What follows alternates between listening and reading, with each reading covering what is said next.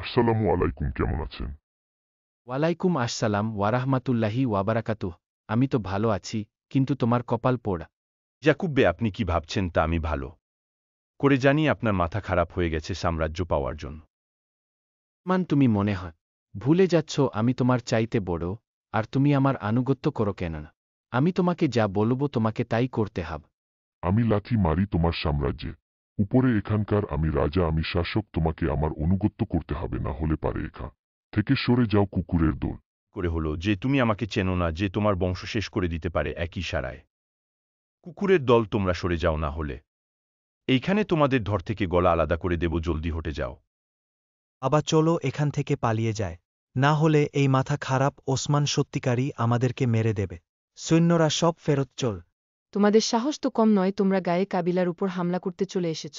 তোমাদের বাজারকে গোটা ধ্বংস করে দাও। বুঝতে পারলেই যারা শান্তিতে থাকবে তারা বন্ধুর মতো থাকবে, আর যারা অশান্তি করবে তাদের গলা কেটে ফেলা হবে। ভাগো।